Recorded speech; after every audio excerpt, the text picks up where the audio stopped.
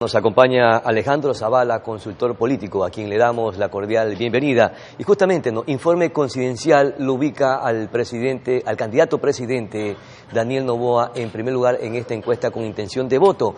¿Cómo entender este fenómeno, Alejandro, tomando en consideración que el país está viviendo varias crisis y aún no están resueltas? Bienvenido. Buenos días, muchísimas gracias por esta invitación, un saludo cordial para usted, un saludo cordial para la audiencia. Bueno, en esta encuesta se notan 4 cosas esenciales. La primera es que esta encuesta es consistente con la encuesta pasada que nos entregó Comunicaliza. Básicamente tiene los mismos resultados, aunque con un porcentaje un poquito más alto de intención de votos, y eso se puede deber a la cercanía cada vez más de las elecciones. Ya faltan 2 meses, la gente va tomando decisión. La segunda cosa que se ve es que la candidatura viene extremadamente polarizada.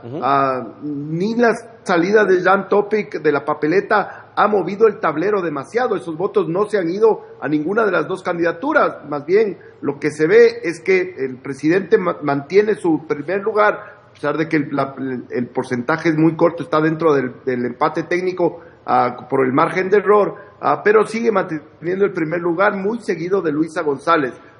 Otra cosa que se ve muy interesantemente es que todo el resto de candidatos, 14 candidatos, están del 4% para abajo, lo que haría suponer que a 2 meses de la elección es muy difícil que entre una tercera vía, es muy complicado, porque lo que sí ha cambiado un poquito es la cantidad de indecisos, pero ha subido del 15 al 20%, lo que quiere decir que todo ese 20% tendría que irse monolíticamente a una sola candidatura para que tenga una ligera posibilidad de entrar a una segunda vuelta. Entonces el tiempo se ve muy corto como para que una tercera vía entre. Entonces lo que se ve es mucha polarización, lo que se ve es que los resultados no se alteran, lo que se ve es que la gran mayoría de temas no le están afectando al presidente de la República, que parece ser impone sus narrativas, porque por ejemplo cuando a la gente le preguntan ¿cuál es el causante de la crisis energética? El 44% de la gente responde que es por la sequía y el 35% responde que es por los gobiernos anteriores.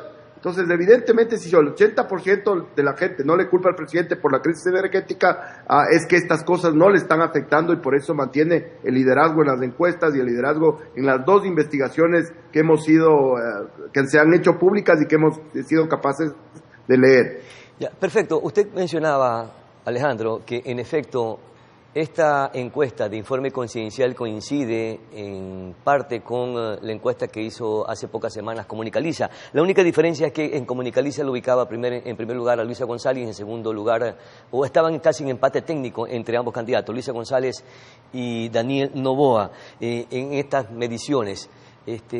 ¿Qué rasgos de cambios pudieran haber en estos casi 2 meses antes de que lleguen las elecciones presidenciales o difícilmente pudieran haber el movimiento abrupto en el tablero electoral?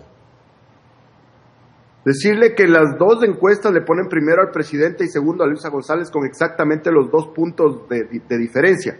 Hay que recordar la última elección para poder hacer una lectura. Fíjese que el presidente Noboa tenía 3-4%, y luego del debate subió a 24 puntos, subió de 14 a 16 puntos en 2 semanas. Claro. Impresionante, o sea, esto nunca había pasado en la historia de las elecciones en Ecuador. Lo que quiere decir que todo puede pasar, que en verdad vivimos una sociedad líquida que es muy volátil, que puede tomar cualquier decisión, pero cuando a mí me dicen estos temas, yo siempre les aclaro una cosa que es importante que la gente sepa.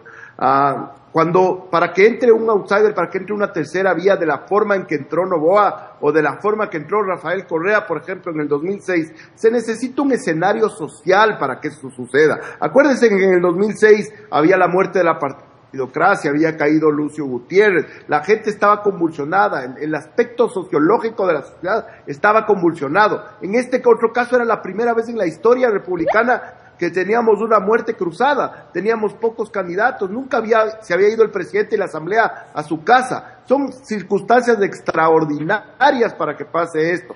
En este caso no se ve eso. Además a eso, súmele que en un debate de 16 binomios va a ser un absoluto desastre. No creo que sea ni medianamente potable un debate. Y si es que les dividen en dos grupos, que seguramente será lo que va a pasar, porque ustedes que son gente de televisión saben que poner 16 personas en un estudio es imposible, no lo van a hacer. Ya se pierde pues la idea del debate, que es la confrontación de tesis, que es la contraposición de ideas. No es un concurso de preguntas y respuestas, es una confrontación de visiones de país, de visiones de salud, de educación, de seguridad, de energía, pero diferentes, pues un debate por definición son conversación entre posiciones distintas, no las mismas, no responder a cosas como aprenderse un libreto y salir en la televisión, eso no sirve. Entonces, ni hay las circunstancias sociológicas, como yo decía hace un momento, ni creo que el debate, como pasó en la otra ocasión, porque eran muchísimo menos, creo que eran 7 o 8 candidatos,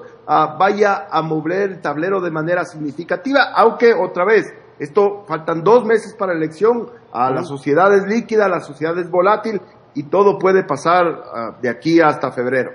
¿Y qué tanto pesan esas justificaciones del electorado en el que no responsabilizan a este gobierno o lo justifican a este gobierno de no resolver las crisis? ¿Y qué podemos prevenir de este escenario en que existen varios candidatos y ninguno de ellos puede ser considerado dentro del espectro electoral? ¿A qué se debe este fenómeno que aún no lo logramos entender y lo ubican al mismo presidente, candidato presidente, liderando esta intención de voto? Dos cosas. Primero, que la gente ha entendido que el presidente ha heredado casi todos los problemas. Fíjese solo el tema de las finanzas públicas, cómo recibió, con 6.000 millones de déficit fiscal, 4.000 millones de dólares en obligaciones, deuda externa arriba de 60.000 millones, riesgo país de 2.000 puntos, 180 millones en la cuenta única del Tesoro no había para pagar los sueldos en el mes de diciembre.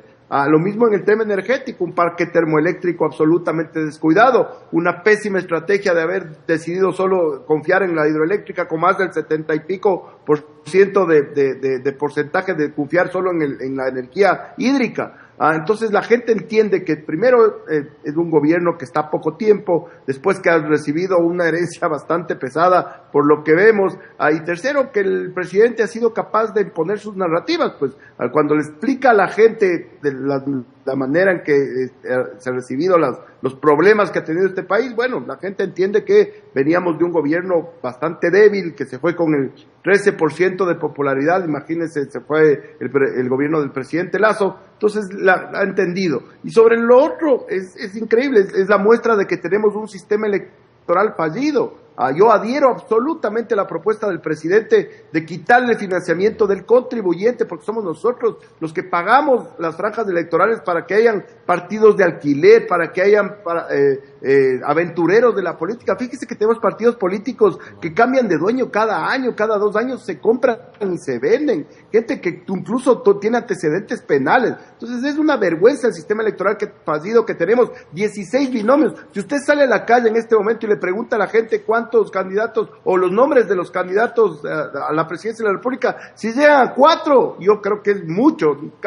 Creo que muy pocos sabremos el nombre de los 16 candidatos. Habla de que tenemos que hacer reformas profundas. Esto de empezar por quitar el financiamiento me parece bien, me parece una cosa que además yo la he venido sosteniendo desde hace muchísimo tiempo, porque no es verdad que esto democratiza o igual, eso es mentira, porque si usted ha hecho una campaña electoral, sabe perfectamente que por más millones que le meta, si usted tiene un mal candidato, un mal mensaje, un mal equipo, un mal programa, no va a ganar, y eso está plagado de ejemplos en el mundo. Entonces tenemos que empezar a hacer reformas profundas, quedarnos con pocos pero buenos y nada más. Claro, sí. Alejandro, sin embargo, la intención de voto con los candidatos asambleístas o las preferencias de votos como que se cruzan.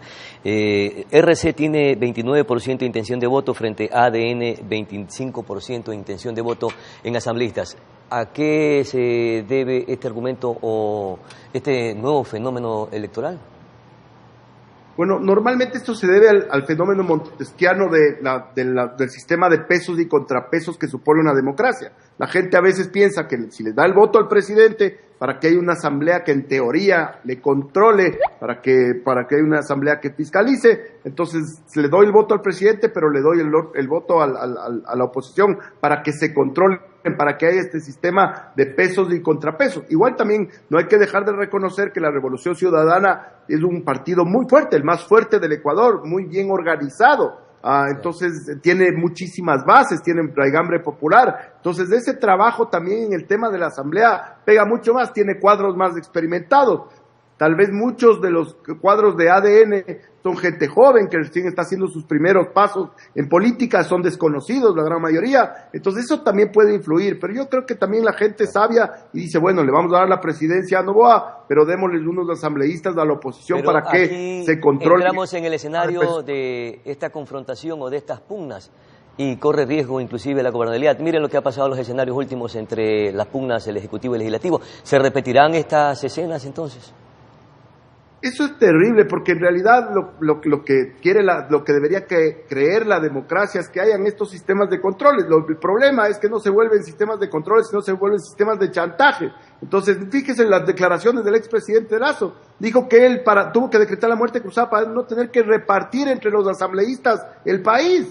O sea, si es que la asamblea va a ser otra vez la zancadilla, el acoso a los ministros, los juicios políticos, el pedido de prebendas, el pedido de puestos por aquí, puestos por acá para dar los votos, estamos pésimo. Por eso es que la asamblea tiene los números de aprobación que tiene. Sin embargo, a los asambleístas parece no importarles, no les da nada de vergüenza. La asamblea anterior se fue con el 96% de rechazo y ahí estaban sonrientes volviendo a aceptar los cargos. No les da vergüenza. O sea, y se sabe claramente que en lugar de ir a legislar por el Ecuador en un momento tan complicado, van a defender intereses particulares y van a hacer hasta payasadas ahí adentro de la asamblea, cosa que no le hace bien a la democracia. Esperemos que los candidatos en esta vez eleven el nivel, hagan lo que se tiene que hacer como una posición responsable y legislen para el pueblo ecuatoriano y no para intereses particulares. Perfecto, mi querido Alejandro Zavala, consultor político, muchísimas gracias por conversar con Noticias Oro Más. Nosotros vamos a una pausa publicitaria, enseguida retornamos.